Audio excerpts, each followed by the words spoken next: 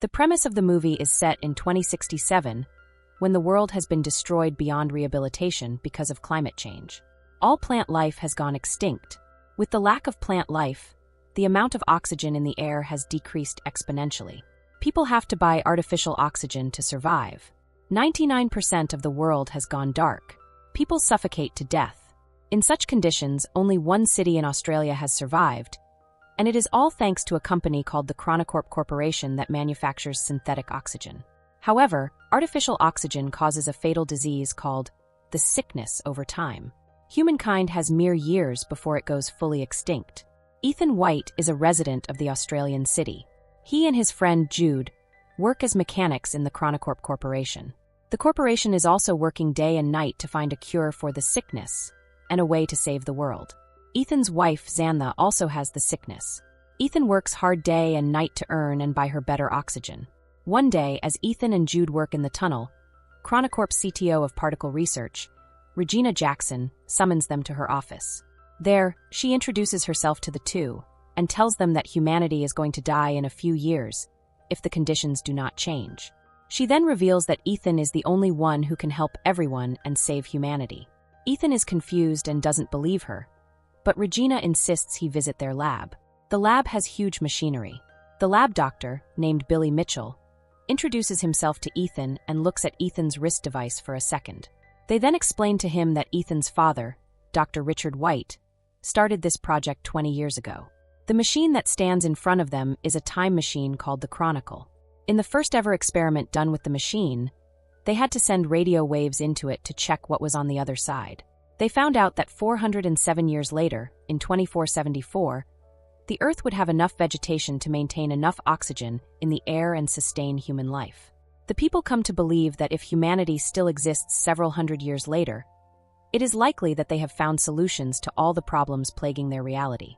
However, strange activity baffled the scientists there. The waves they sent had come back reformed. When they decoded it, they found out that someone from the future had sent them the message saying, "Send Ethan White." So now, Regina and the whole team want to send Ethan into the future for him to bring back the cure.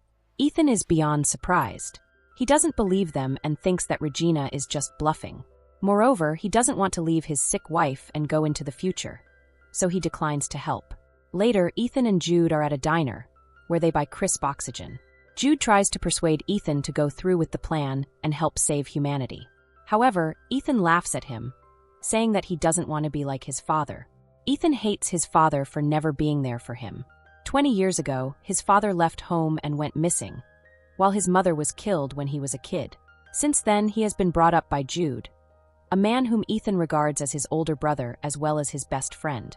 He blames his father for leaving his mother to complete the project and doesn't want to follow in his path and leave his sick wife.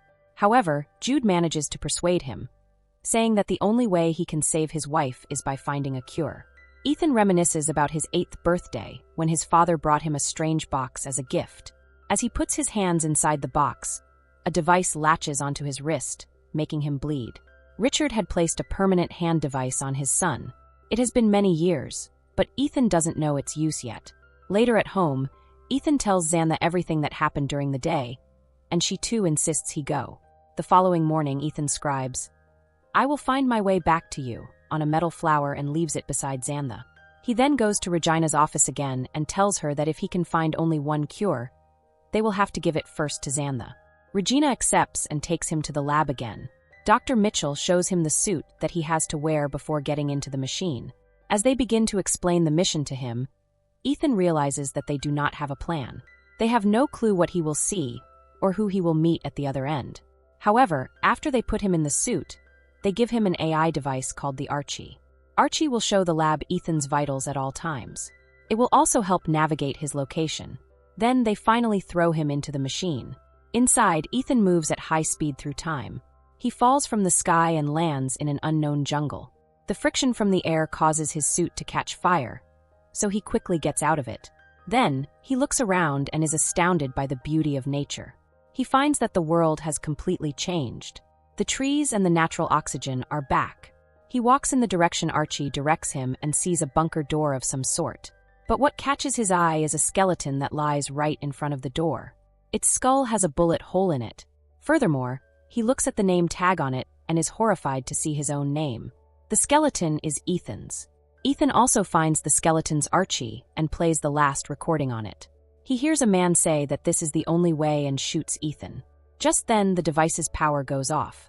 He is horrified, believing that this is the fate that awaits him. Then, he notices the skeleton's wrist device. It is identical to Ethan's, except the light glows green in the skeleton's device. But Ethan's has been red his whole life. That night, he lights a fire and eats wild berries. It turns out that the berries were poisonous. Ethan vomits and starts to go unconscious. Ethan wakes up after a while and is surprised to see Jude in front of him. As it turns out, the lab saw Ethan's vitals dropping and assumed he was having a reaction to poison. So they quickly sent Jude to the future with the cure to save him. Sometime later, Ethan and Jude find that his skeleton remains there, which means his fate hasn't changed. They then use Archie to find another door. Some device scans Ethan's eye and grants them access. When they go in, a monitor welcomes him. It asks him for a DNA sample. When he accepts it, his wrist device begins to work, making him bleed. After the blood test, it goes green. The lights in the room turn on, and they realize that they are in Chronicorp's lab, 407 years later. The time machine is in front of them too.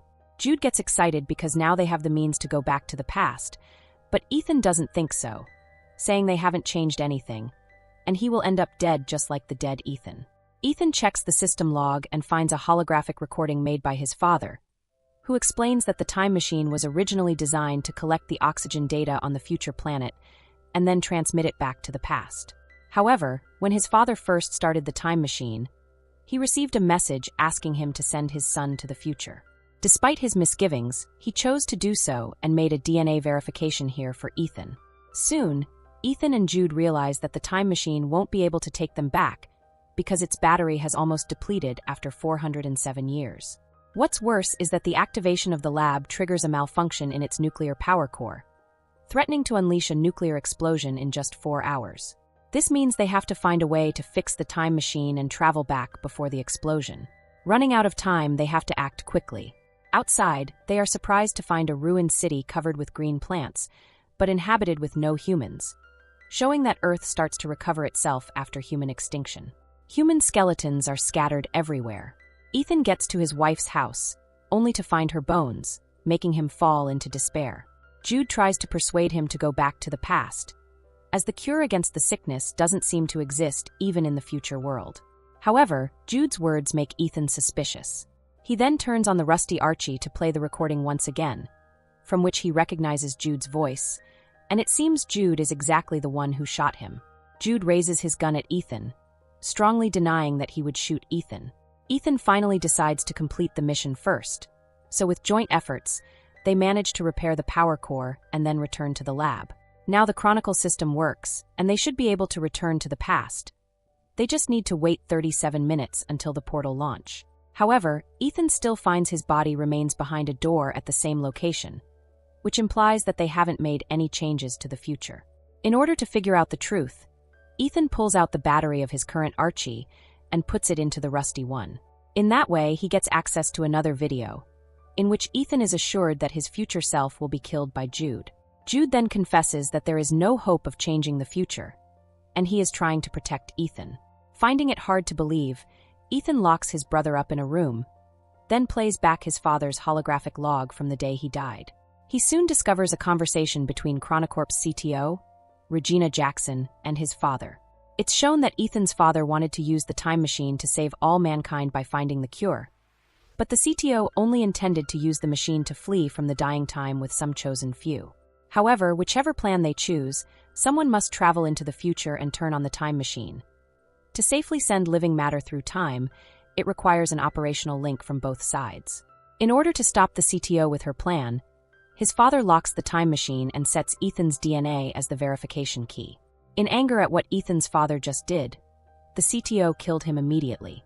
She then orders Jude to kill Ethan's mother and be a guardian to him, so one day they can use Ethan's wristband to get access to the future. Ethan is beyond surprised.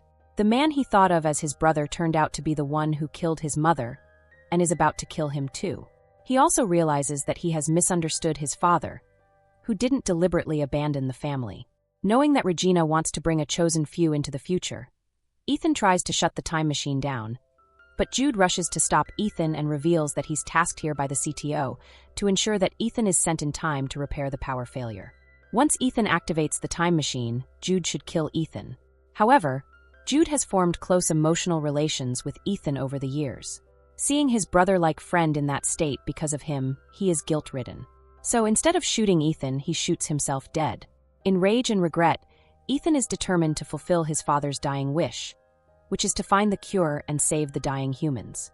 He looks into the monitor and finds the very first message written by his father. He deduces that the message "Send Ethan White" was sent by himself. Hence, he codes in the message again and sends it into the past, along with many other things. Meanwhile, in the laboratory of the year 2067, the CTO with a group of privileged chosen people is waiting anxiously for the time machine to be activated. To their shock, however, the time machine sends back hundreds of extinct plants along with a copy of the recorded murder of Ethan's father. Soon after, the time machine is destroyed by Ethan, resulting in the collapse of the CTO's plan. In the end, the CTO is arrested due to the murder. The plants sent back to 2067 are cultivated to revitalize the planet. Ethan's wife also receives a flower sent from him and understands his choice. While Ethan has to stay in the future world alone, he buries Jude and forgives him. A butterfly catches his attention and leads him again to the same entrance, where Ethan is happy to notice that the corpse of his future self has gone. He rushes to take a look at the world outside and feels relieved to see a futuristic, eco-friendly city, in contrast to the deserted one from earlier. His decision had changed the future of mankind. So that's it. Hope you enjoy the story. Follow for more videos.